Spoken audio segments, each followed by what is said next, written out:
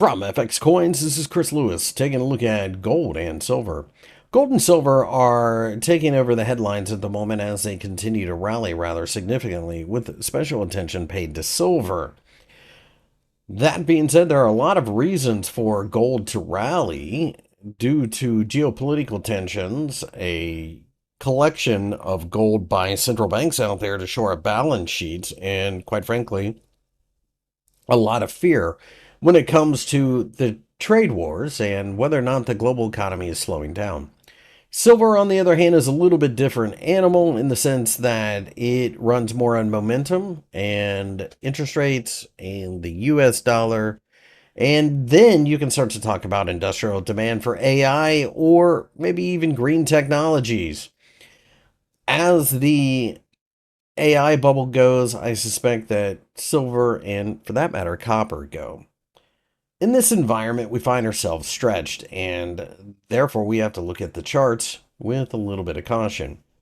In front of you is the gold spot chart. You can see that we tried to get to the $4,200 level, and the gold spot and futures charts look pretty much identical, something that matters, and we'll get to that in a second, as it appears that futures traders and spot traders are pretty much in alignment with what's happening. It does look like it's going to see an imminent pullback, and a pullback to the $4,000 level honestly wouldn't be the worst thing. In fact, it could represent a buying opportunity if we fall and then bounce a bit. I certainly wouldn't short gold. There's plenty of reasons to think that it continues to show strength, but sooner or later it has to acknowledge gravity.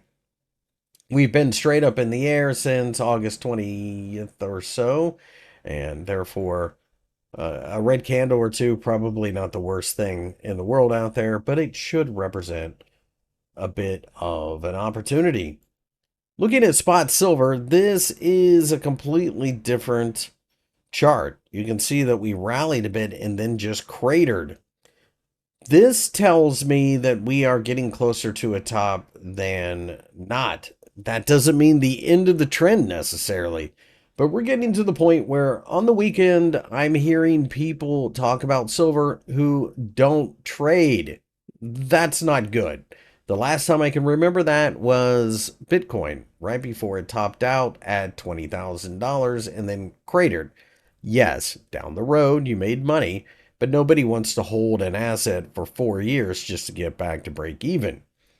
In this environment, you can see the candlestick looks horrible. Now, watch what happens when I switch over to the silver futures market. Lower price and an exhaustion candlestick and a lot of confusion with volume really high and elevated in this area.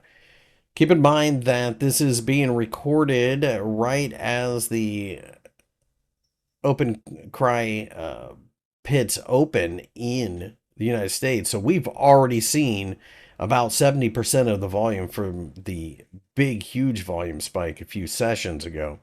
In other words, there's a lot going on here. And as you see volatility like this, that's generally a sign that you need to be very cautious. So I would be cautious with silver.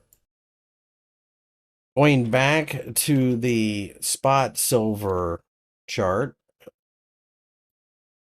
you can see that it just looks like we probably need to drop a few dollars to offer some value. Quite frankly, this is a market that's so overdone that if it does take off to the upside, I suspect there will be a lot of financial distress from people having to cover silver shorts. It will show up in other markets. So I do think that the upside's a little bit limited at the moment.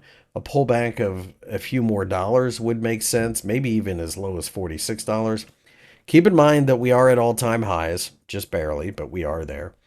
And every time that we get close to the $50 level, chaos ensues and silver gets pummeled. I'm not calling for that here, but I do recognize we are stretched in both of these markets. So by all means, a little bit of caution probably goes a long way.